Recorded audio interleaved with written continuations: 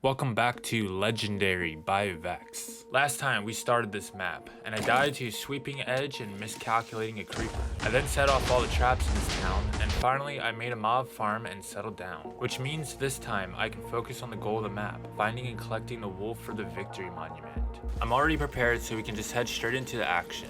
Which the first wall I'm after is in this dungeon here in the side of the island. For some reason the dungeon was being guarded by a couple of zombies, which was a big mistake, but I'm sure I'll be seeing some of their friends in a little bit, like these two babies, and all these guys. And here's even more backup. Oh, and I can't forget about the skeleton that used the bat as a meat shield. Typical. At least they don't seem to know how to walk through a door. Finally, after killing them all, I peeked around the corner to find yet another creeper.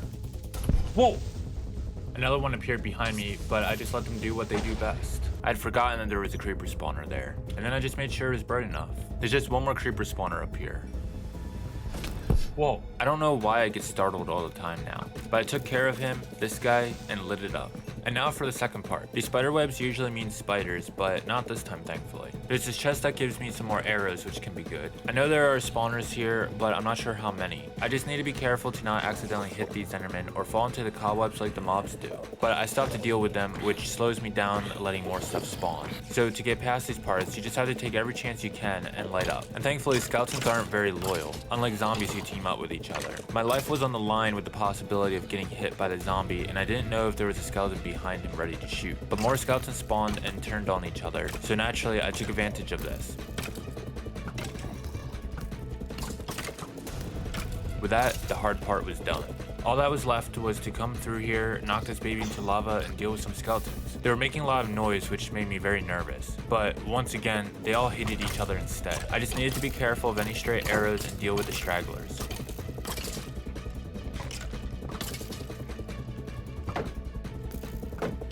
Come on. Whoa, where did you come from?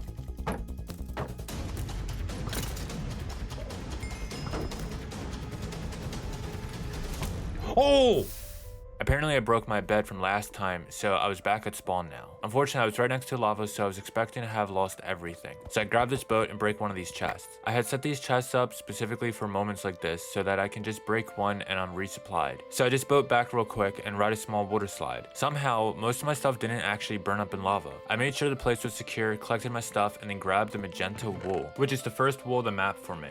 I just needed to run back, which included getting stuck in cobwebs, failing up parkour, and getting sad in my boat. I haven't found the victory monument yet, so I can't place the wool, so I just have to store it in a chest. I still have everything I need, so I just head to the next area. Last time, some TNT blew up, so I need to rebuild part of the bridge. But now, back at intersection 1, we just finished East Common, so the next area I want to go to is Castle Acadia. To get there, we just need to go through this maze real quick. You do need to be careful though, because if you remove this cobweb, you'll activate a TNT trap, which I'll blow it up when I'm done here. Castle Acadia is this giant structure that is suspended from the ceiling, and each of the 4 corners has a tower thing with 4 zombie and 4 skeleton spawners. It's very similar to Dungeon 6 and 7 from the map Sea of Flames, except it's a little easier during the day due to sunlight. But I had forgotten about that at the time, so I take it on at night. I don't like to do safety rails despite the threat of being knocked off. I know the layout, so I figured this would be easy. Naturally, a bunch of skeletons decide to spawn immediately, but it's fine. I know how to handle this. Okay.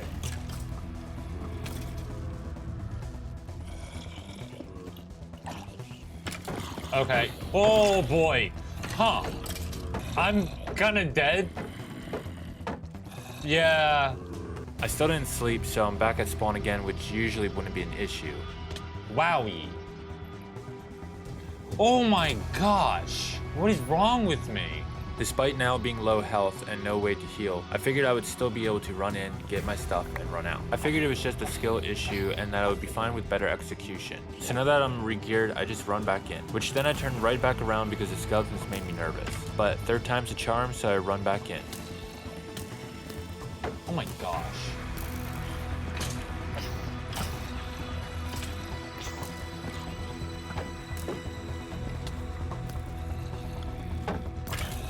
Yeah, that didn't. I wasn't. So maybe I should have changed my strategy. Going onto the top section first would have been easier, but originally I wanted to get up there via the ladders in the back of the place instead of pillaring. But I realized that I have ladders, so I decided to use them. It's also now daytime, which will slow down spawning. And now I can just go to each of these towers and disable them properly. I don't like breaking spawners to give myself a little extra challenge, so I have to make sure the spawners are disabled, which means lighting up the outside too. Also, skeletons didn't used to be able to see you up this high, but now they can, which makes it a bit harder. And spiders have better pathfinding skills now, it seems, which caught me off guard a bit.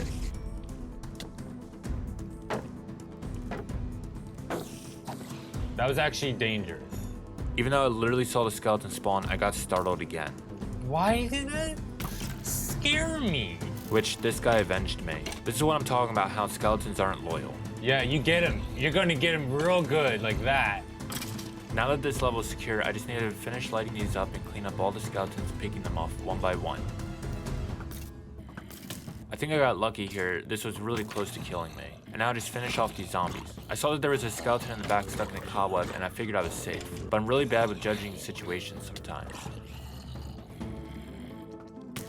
Oh my gosh, I did not realize you were there. I thought you were stuck. This does mean that the place should be completely cleared now though. There's nothing interesting in the middle here, so I just walk down to the basement and get the loot, which there is a chest of chests, leather, and of course the orange wool. And I didn't forget about the trap. By the way, in older versions, you could actually get stuck on the soul sand.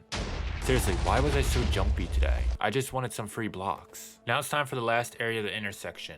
Floating Shards. Usually you would just run around this wall, but some people can't be bothered and like to dig through these. That's why Vechs trapped this as well. But for our purposes, it's more free blocks. This whole area is just a giant bowl of spaghetti noodles with no bottom. And there's hidden skeleton spawners around, which makes it a perfect place to do this during the day. So I did what any sane person would do and turn off the daylight cycle. I also wasn't sure where any of the spawners were except for this first one coming up. The noodles aren't connected, so you need to bridge across, which I still refuse to use any safety rails. I thought skeletons were supposed to be smarter. I figured it was safe now to run across and light up. I didn't remember exactly where the dungeon was, but I figured it was this shard coming up. So I slowly bridged across, focusing really hard on any skeleton sounds. It seemed like I may have been lucky, so I started climbing. And finally, I heard some skeletons. Being on the side here isn't exactly the safest spot either, and I wasn't completely confident in myself anymore.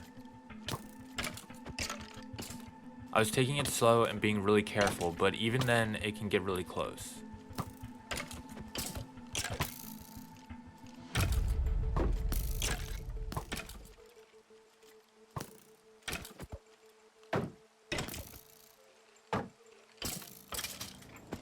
And I could still hear more skeletons. Thankfully, I found them fast and made sure they couldn't spawn anymore. I wasn't hearing anymore, but I didn't trust it still. And finally, as I neared the top, I heard another one. I wasn't taking any chances with it being a spawner, so I rushed it and lit the top up. Unfortunately, there were only 2 useless chests and no dungeon. I then realized it's the one way over there, which meant another scary bridge. When I got there, I wanted to jump down and rush the area before things could spawn. And finally, we were here at the dungeon. But apparently, I didn't do a good enough job lighting up.